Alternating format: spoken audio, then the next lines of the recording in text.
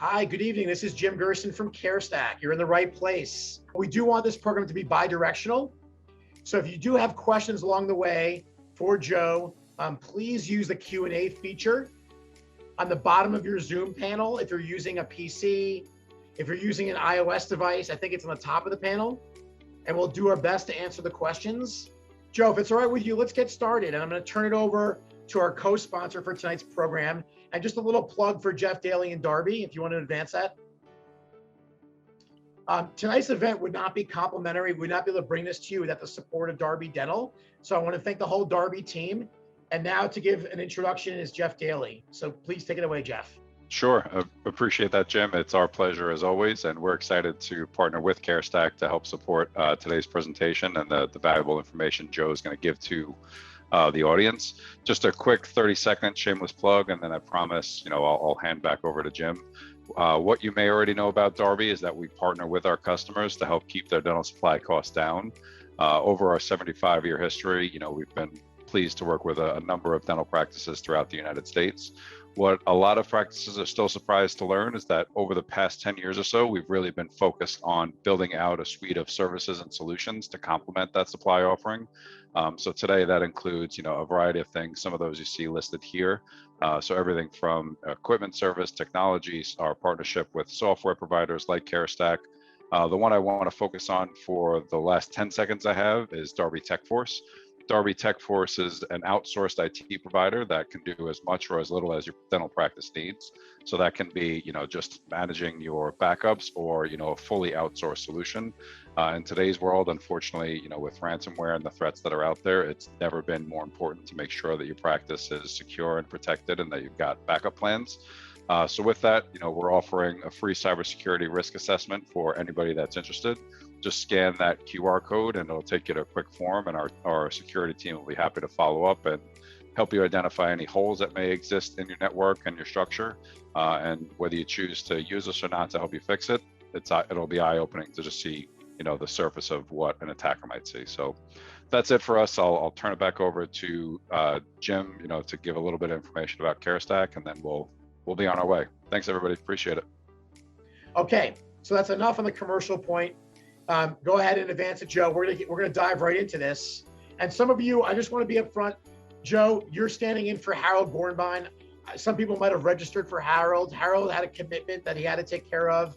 I think Joe's a better version of Harold. Just don't let him know that. We'll just keep that our secret here between us and the 80 or so people that are logged in. But Joe, why don't you introduce yourself? Talk a little about Apex reimbursements, your background, what you guys do, and how you can be, and why this is a value to our audience tonight, please. Great, thanks so much, Jim. I appreciate it. So thank you, Jim, CareStack, and thank you, Jeff, so much for the opportunity. It's, I guess, nice to meet everybody, so to speak. A little bit about me and my background in Apex reimbursement. So I've been involved in many different businesses throughout the course of my career. Started out as a teacher, moved on to other businesses, and around 10 years ago, with help of my partners, Harold being one of them, we formed the company Apex Reimbursement. Apex Reimbursement really looks at and helps dentists understand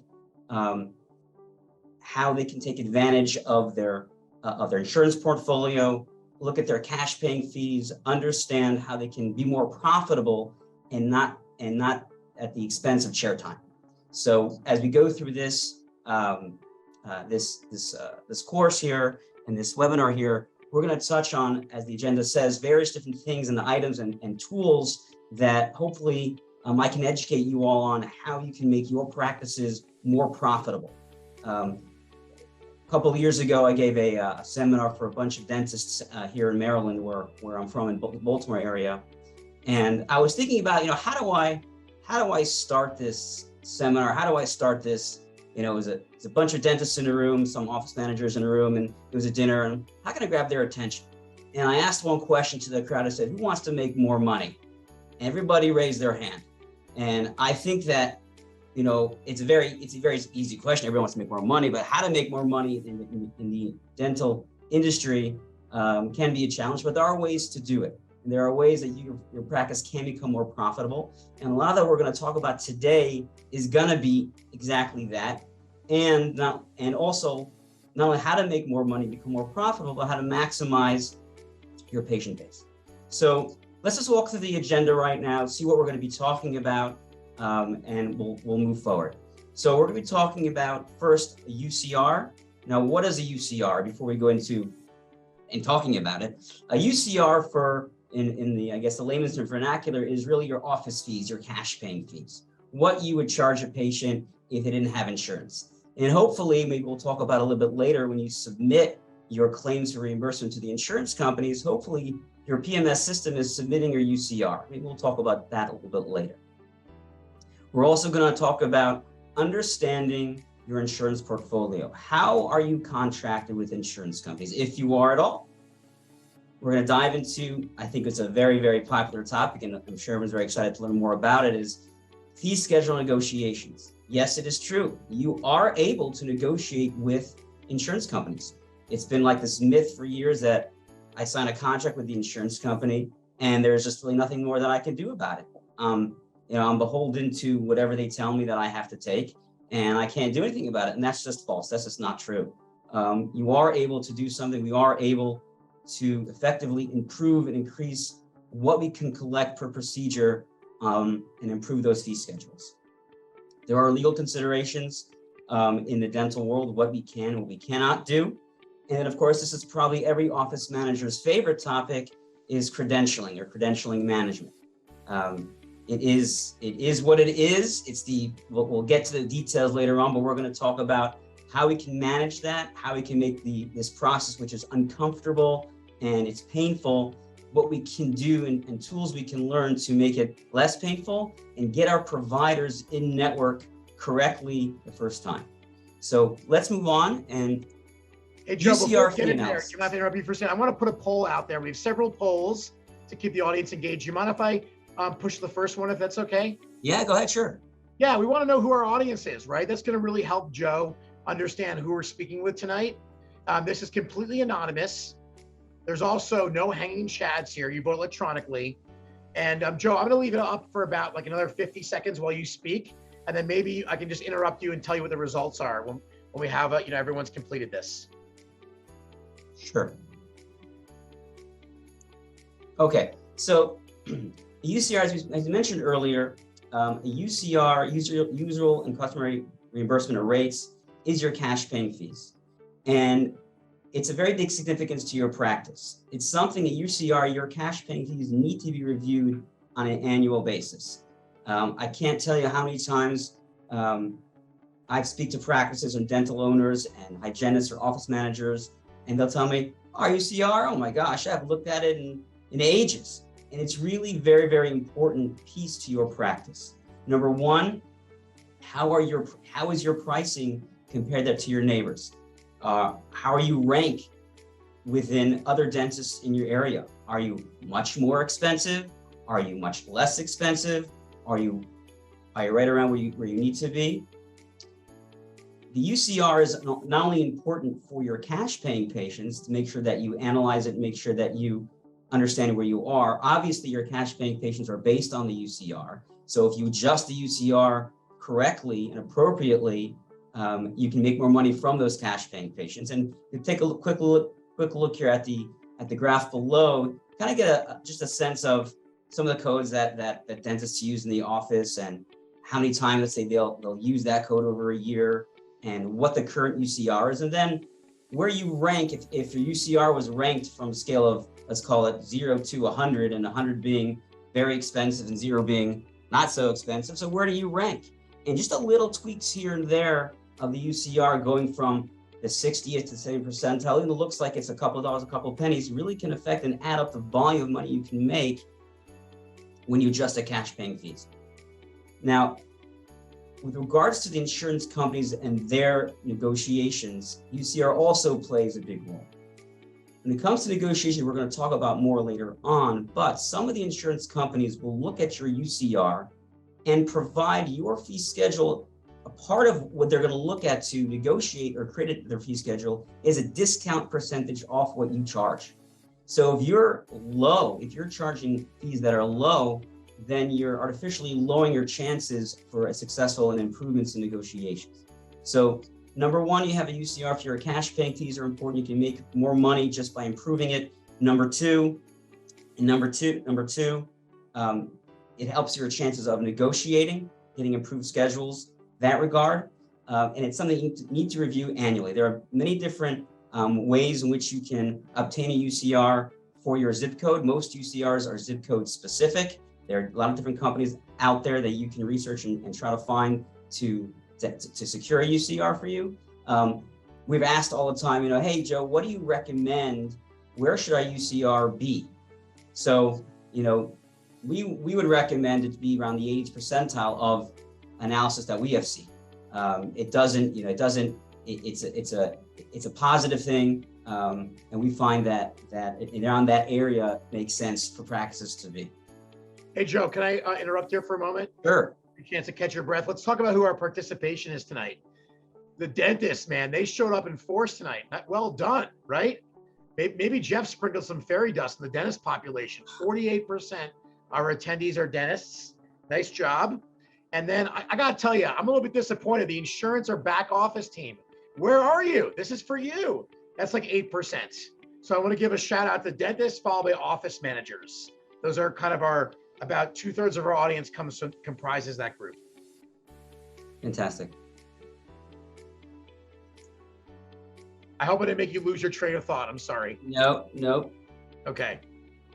PPO fee schedule negotiation. Give yourself a raise. That's exactly what happens when there's a successful fee negotiation. Although this is titled PPO fee negotiation, because that is where most success happens when it comes to negotiation of fee schedules. You can at times negotiate with HMOs and managed care plans. However, that is not as common, and the success rate in the HMO and Medicaid world is not as prevalent and fruitful as would be in the PPO world. So give yourself a raise is important. Again, you get an increase in a fee schedule. Patient comes in, it's the same chair time as you had before. Workflow is the same, and you're getting more bang. You're getting improvements on more money for seeing that patient. Okay, how well do you know your insurance portfolio? The first thing before you can negotiate really anything, especially in the insurance world, is you have to know where you are. You need to understand, number one, what payers am I contracted with? I need to know, do I participate with MetLife? Do I participate with Aetna, Blue Cross, etc.? So you need to make a list of all the insurance companies that you contract with. And we'll talk a little bit more about the different ways in which your office may be contracted. And you may not know how your office is contracted with insurance companies. And I see that all the time too. There are two different ways in which an office can contract with an insurance company. One is a direct contract, and one is vis-a-vis an indirect contract. If I have a direct contract, so I want to join Aetna, for example, I've signed a contract and paperwork with Aetna, and I'm getting paid. When 8 Aetna patients come in, I'm going to be paid off the Aetna fee schedule. I can also access Aetna through what's called an indirect contract. For example, a very simple one is, let's say the Guardian and Aetna have a relationship. I can have a direct contract with Guardian, but be considered in network with Aetna through the Guardian. So I have an indirect contract with Aetna. So it's very important to try to understand the list of payers that you participate with, and then how you contract with them. You need to also remember that the dates in which a payer contract was started, the date in which you started to participate with the insurance companies is very important, because a lot of insurance companies will have a clock on when you can negotiate. We'll probably mention that soon. But if you know when you join the network, then you will understand, okay, so am I 3 years in? Am I 15 years in? Am I 2 years in? Have I ever negotiated before? Cause yourself to ask questions of, where am I in this relationship with this payer? Create a list. There's an old saying of, it's not what you know, it's who you know. I think in this arena, it's definitely a combination of both. You have to know the information, but creating a list of network recruiters and for our relation managers, contacts with the insurance world is extremely important.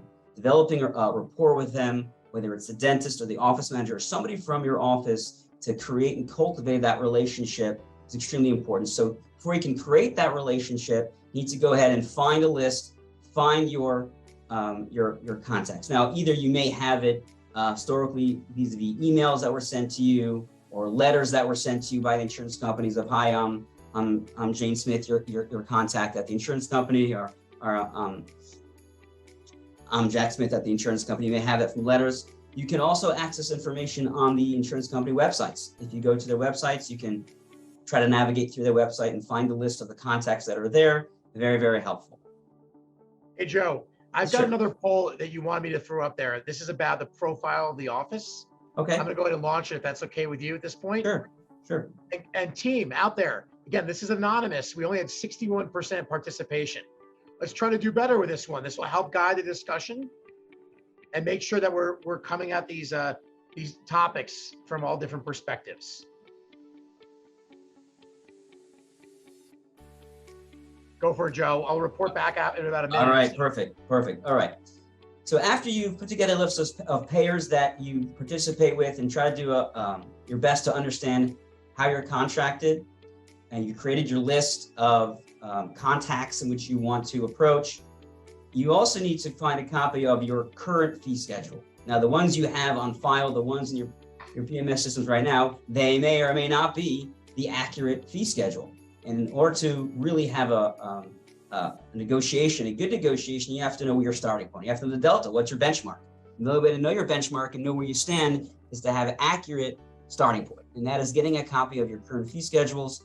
And if you request it from the payers, they will send it to you. All right, Joe, here's I'm going to close it at 1 minute. I think whatever I do, it's like with my kids, the advice I give, I get the exact opposite. So less people participated.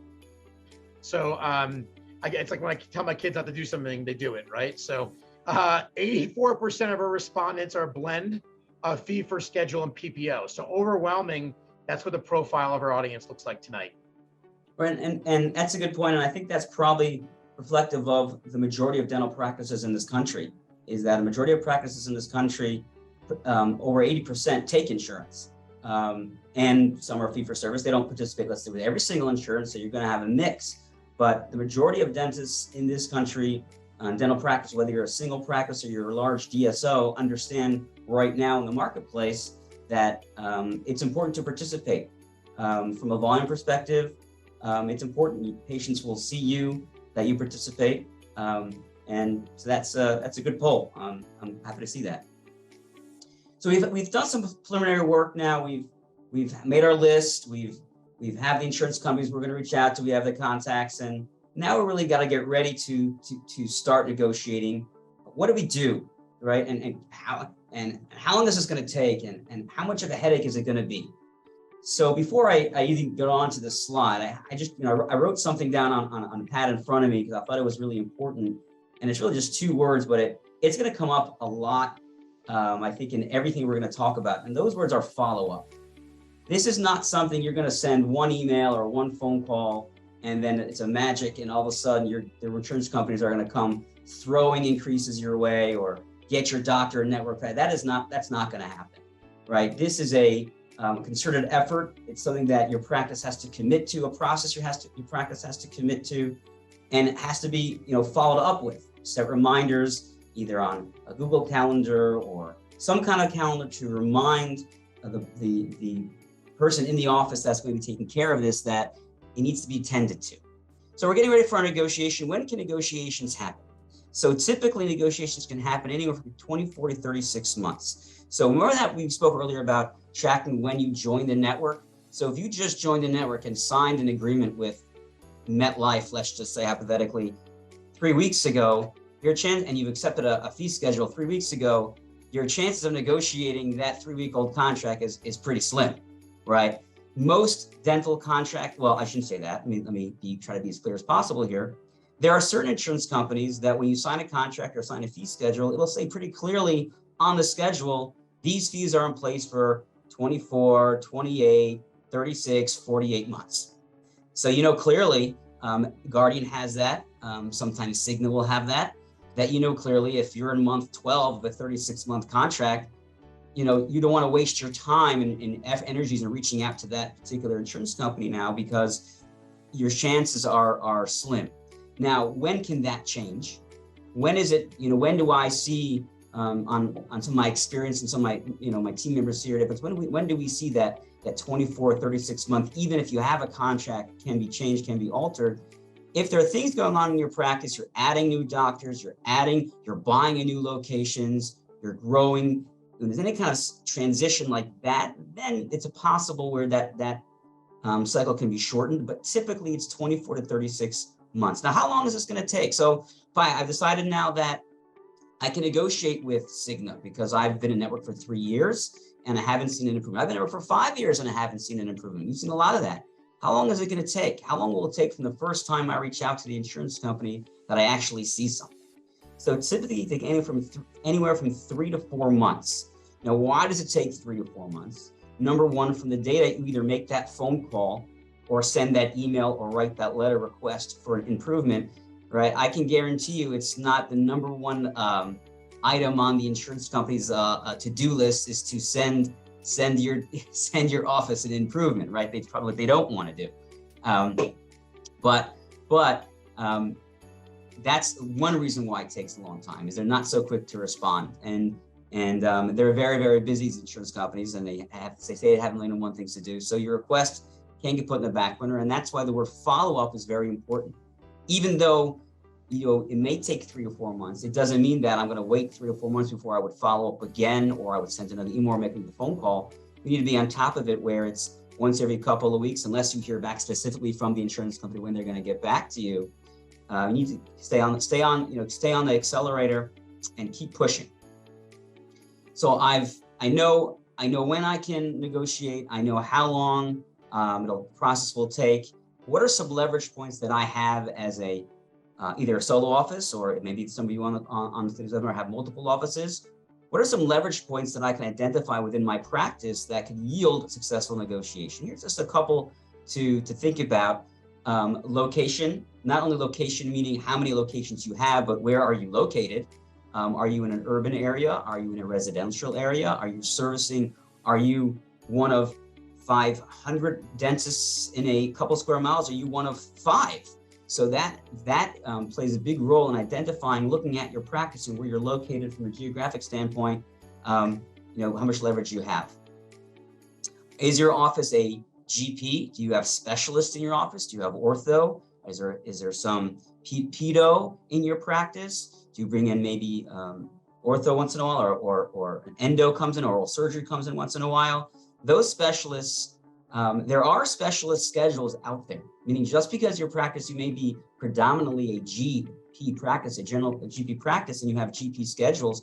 If you have a specialist, some insurance companies will have a different schedule for specialists that will be richer for the specialist codes than your GP schedule. So it's important to understand who is actually practicing, who is providing the work in my practice. And access, this might tie back to location, but am I in an area that the insurance company needs me to be?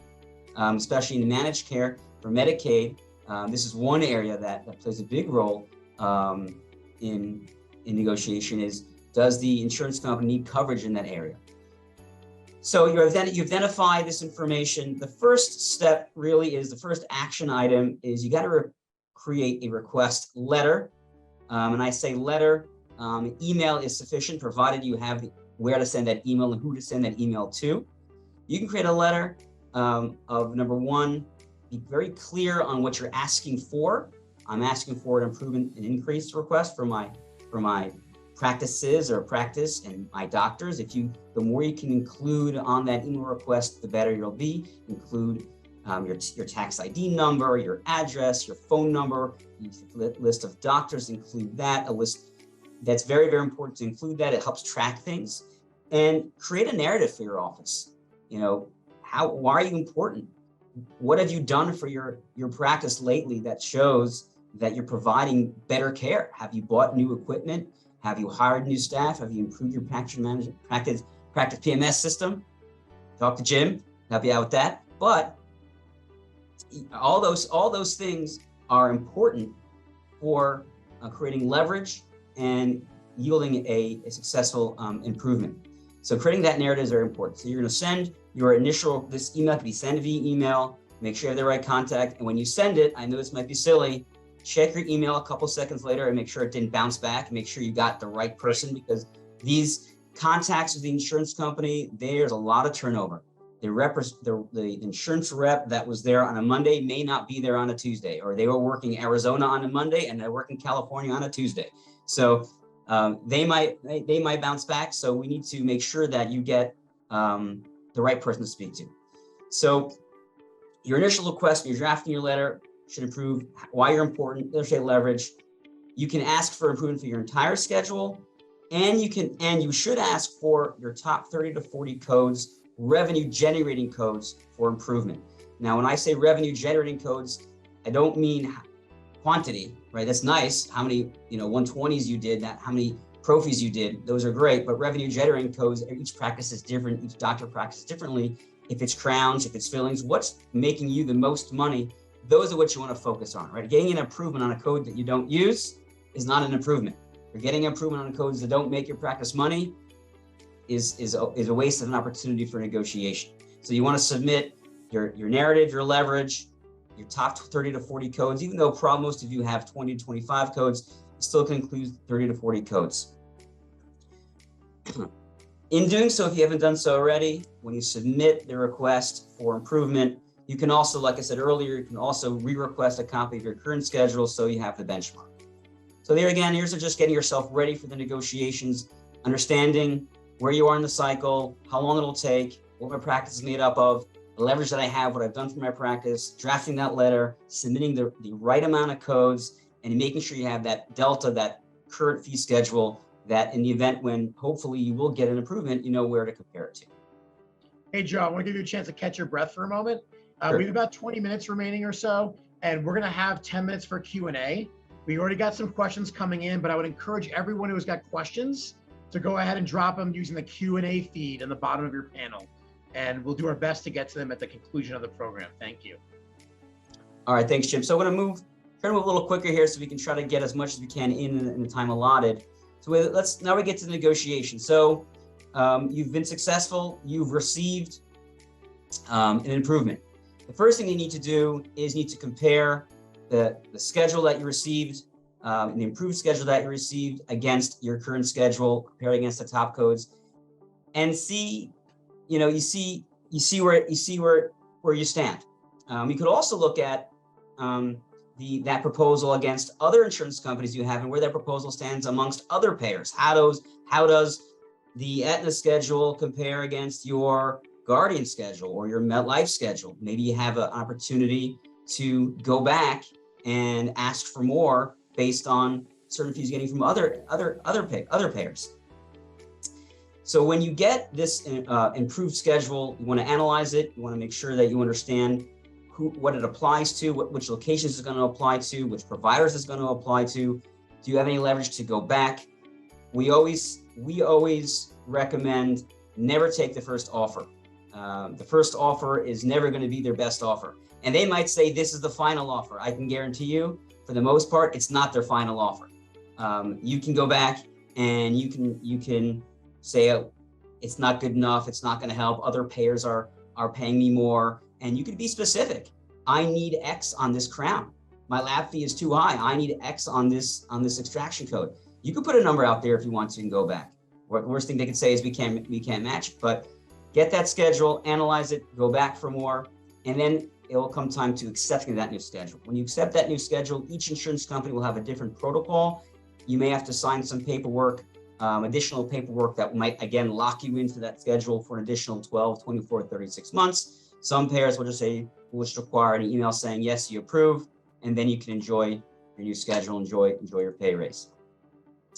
Very, very important piece of getting an improvement is actually making sure that you got the improvement. Getting an improvement and the insurance company gave it to you and you send it back to them, their approval. Now you got to make sure that you're actually getting what the insurance companies told you that you would get.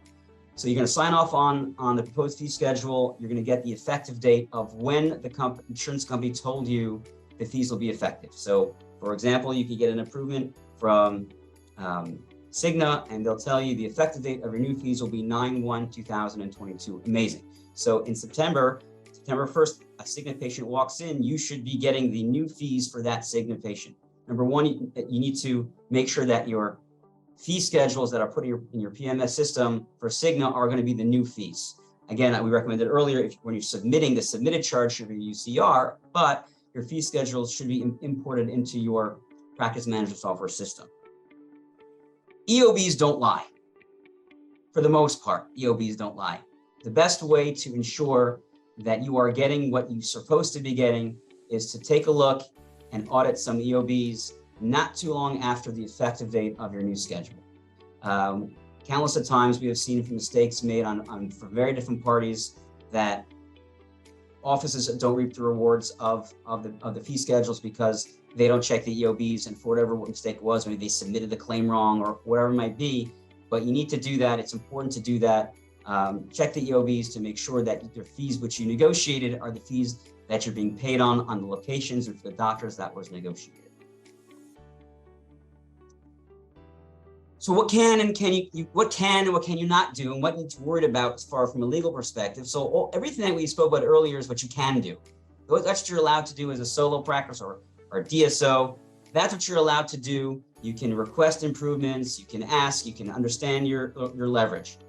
You are not allowed to go to your friend who's a dentist, your neighbor, your father, your brother who owns a different practice, your sister, and you cannot share fee schedules. You cannot gang up. You cannot collectively boycott, negotiate as a group if you are not under common ownership. If you are two different practices, two different ownerships, you're not allowed to talk, cannot share information about fees. That is a big no-no, and we have run into a lot of dentists who have gotten some threatening letters from insurance companies for violating the contract. And it does say that pretty clearly in the contracts that you execute, that you will not share fee schedules with anybody else that is not employed by your office. So a quick review of two of the things actually that we spoke about and how maybe you can implement. Hopefully it'll benefit your practice. I'll run through this a little quicker so we can get to the other parts of the webinar. So we have the sample practice. Let's say there's a collection of $1 million insurance. Even though we said it's probably closer to 80%, but error side of caution is 70%. And one thing which you didn't mention earlier is you see here insurances are make up, let's say $700,000 of that. Not every insurance company is going to negotiate. Not every insurance company will. So you cannot touch all of that. So for an example, historically Delta Dental, I know that they're a big company, they're an elephant in the room, but for information, they've given a very hard time in negotiation. They're not something that you should be prepared to see blue sky. But taking this sample practice for a moment, you did $1 million in collections, $700,000 of it is insurance revenue.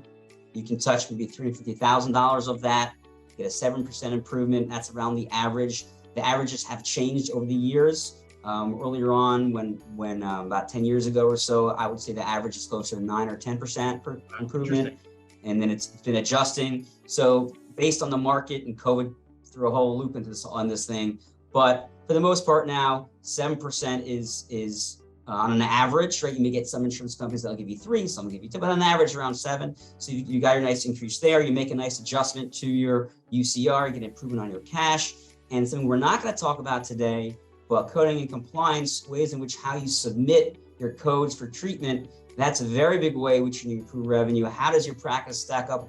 You see how many unique adult patients does your practice have? Are you submitting in the national averages? Are you performing enough crowns? Are you doing enough perio? Is there room for improvement? Are you the dentist? Can you train you and your staff to code better and the right code? So that itself is a big opportunity, and perhaps a different time we'll explore that. But just looking at the numbers, you can create a nice improvement over 10%, well, 12% improvement for your practice, and you haven't done anything really to change the from a practice standpoint, from a workflow of your practice. There hasn't been any money invested, so to speak, in this. This is pure profit per revenue, and then you enjoy your pay raise. Joe, the questions are pouring in. It's good. We've got I would say about 12 more minutes, if that's okay with you, and then we'll have about 10 minutes of questions. Okay. Okay. All right. So I want to talk about credentialing. Credentialing is credentialing, but the art is, what is credentialing? Credentialing is the art of taking a provider and having them join a network. That's what credentialing is. It sounds pretty vanilla, but unfortunately it can get complicated. What is the importance of credentialing? Why is it important?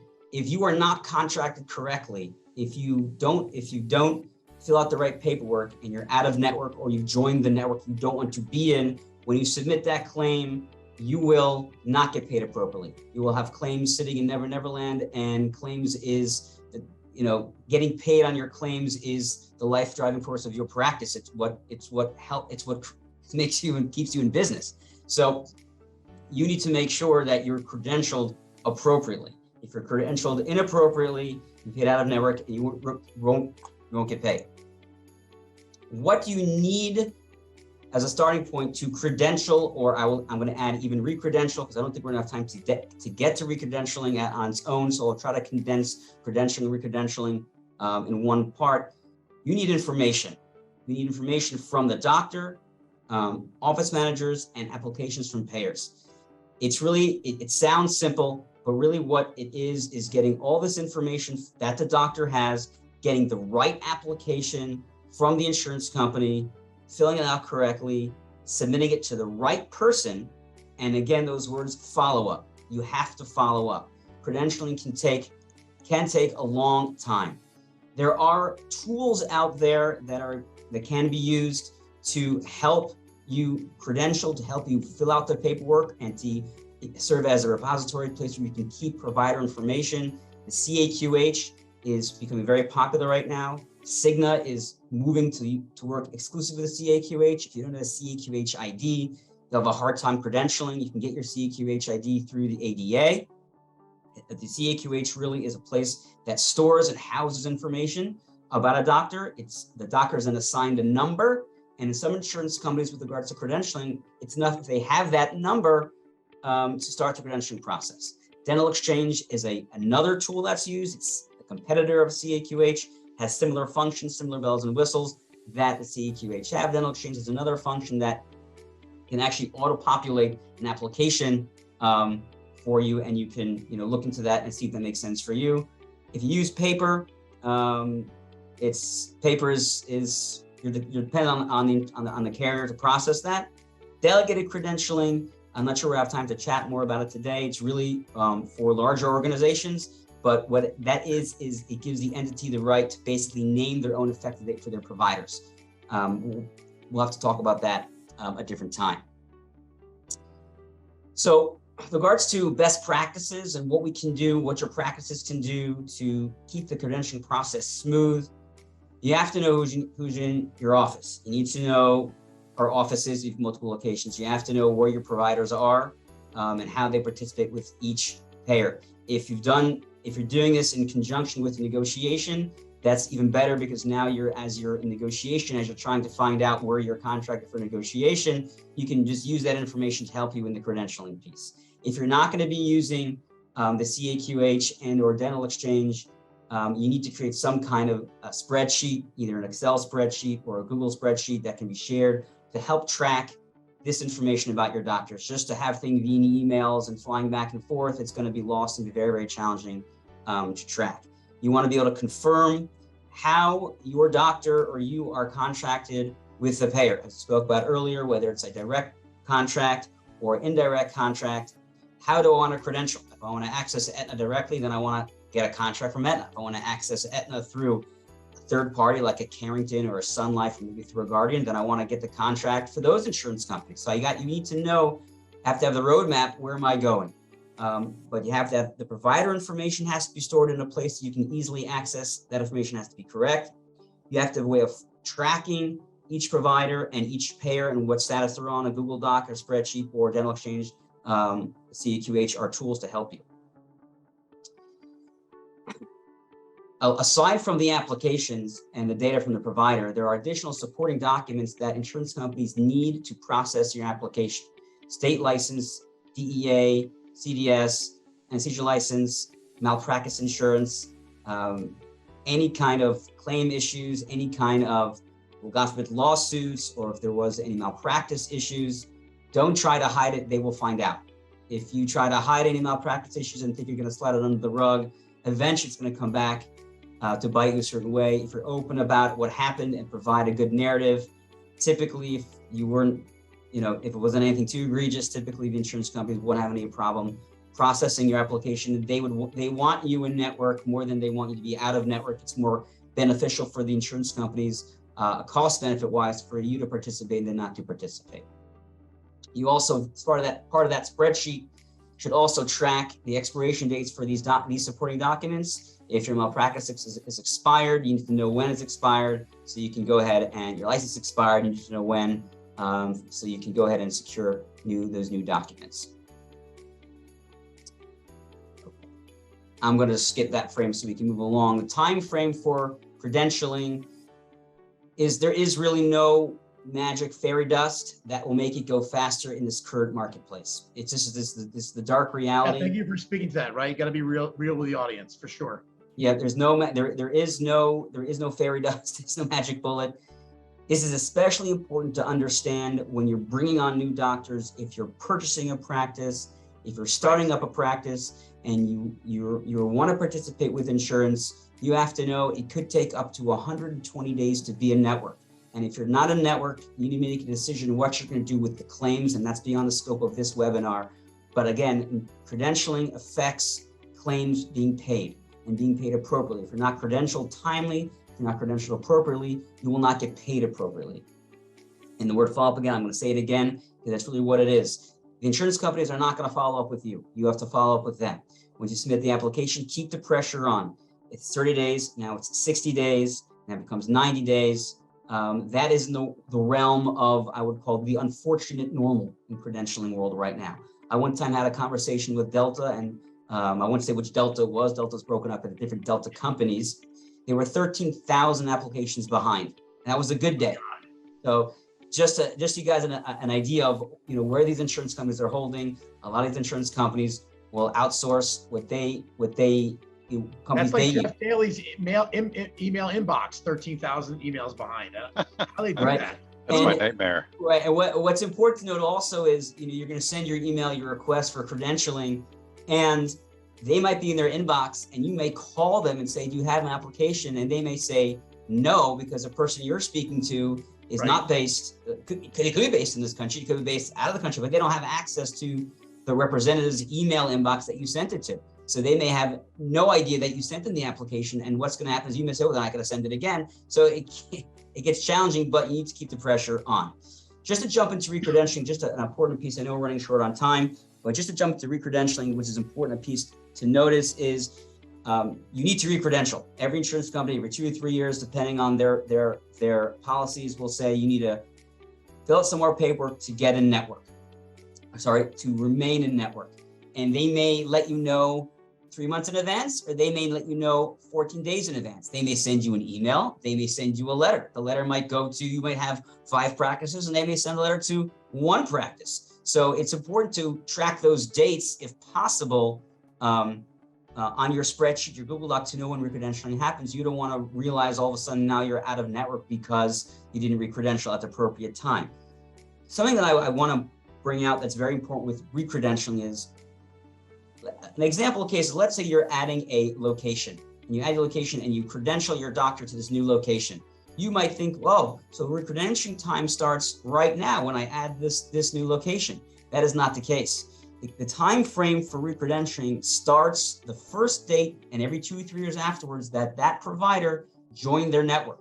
So if they joined their network sometime in August of 2010, so every 3 years from August 2010, doesn't make a difference if in July of 2000 of this year you added a location, you may have to fill out a recredentialing application 1 week later. And we've seen that happen all the time. So it's good to get a sense of when those recredentialing dates are.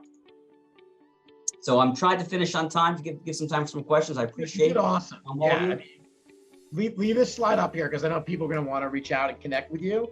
And I've got several questions here. I'm going to go through and just kind of read them out loud to you, if that's all right. Sure. And I think, again, we have several questions to get through. If you want to have If you want to ask more questions, please drop them into the chat feature. If you want to reach out to Joe and have a dialogue, this is the best way to reach him. So let's start here. I love anonymous attendees. Like, this is gonna divulge a lot of personal information here.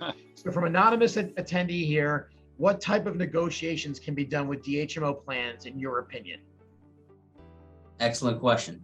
So that's probably a longer conversation. So it depends on the type of DHMO plan you're talking about. Some DHMO plans have a cap. You're getting paid a fixed fee per month per patient that you see, regardless of what you do. The cap can be negotiated. If you have a specialist, and there's some DHMO plans that have a specialist schedule, that schedule can be negotiated as well. Beyond the scope, beyond those two things, I think better suited for a longer conversation. But the short answer is, in the DHMO world, the cap and the specialist schedules are things that could be looked at. Thank you. Okay, this is a long one from another anonymous attendee. This is like a tome, so bear with me for here. And it might be more of a statement than a question. I'm not really sure. How to ask insurance carrier to match my fees to another dental office in my zip code, as I recently found out that my office is getting paid almost 50% less than another office. Way it was discovered was by looking into services provided for the patient on insurance company's web portal. Patient had preventative services only, and that gave away that the other office was getting paid. No rules broken on my side, as you just mentioned in this webinar. So I don't know if there's a question in there, Joe, but that's more of I don't know. I'm sorry. So, yeah, it's a good question, because you were given information that, technically speaking, you can't lead on to the payer that you know.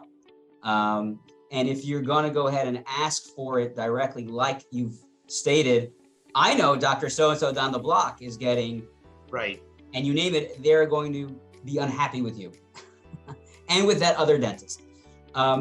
There are other ways to do it. There are companies out there that have access, that are third-party companies that are not as restricted as you as a solo office. You can ask it in a way that's, are you sure that there are no other dentists in the area that are making, have better schedules than mine? Are there any other schedules out there besides my schedule? You can ask that question. I would not reference any details.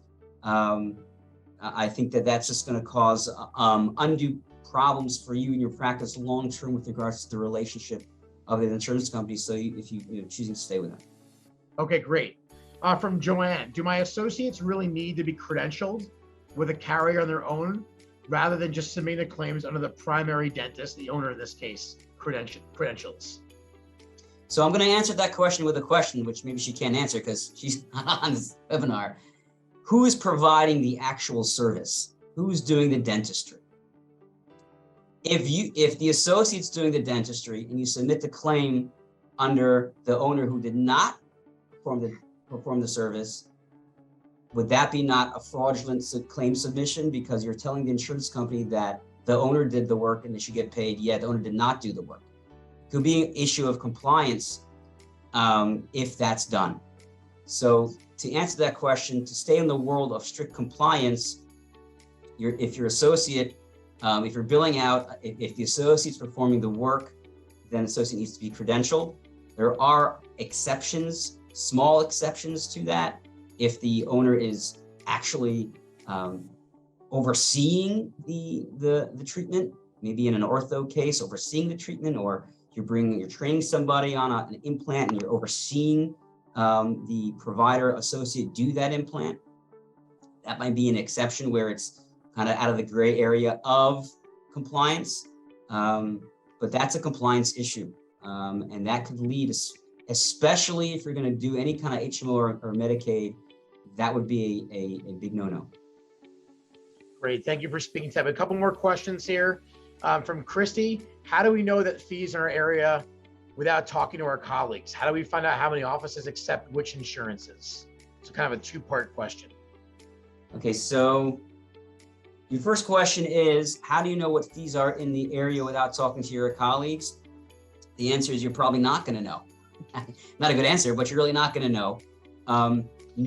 I can pretty much guarantee you not all your insurance companies that you're contracted with have the same fees. There are going to be some variances, some different variations of it. So looking at your Delta schedule versus your MetLife schedule versus your Cigna schedule, and pick a couple of your codes, probably your 2740, your crowns, and maybe some of your x-ray codes and your filling codes and your extraction codes that you use a lot making those money, and see the variances there. You can kind of get a sense of, there's got to be room in some place. It's not all going to be the same, but there's really no 100% way for you to know.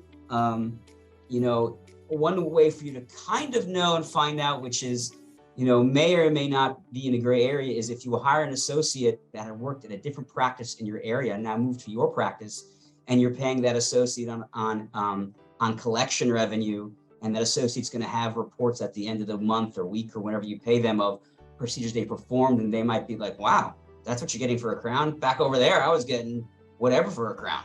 Then you'll have kind of found out, but not, in a roundabout kind of way.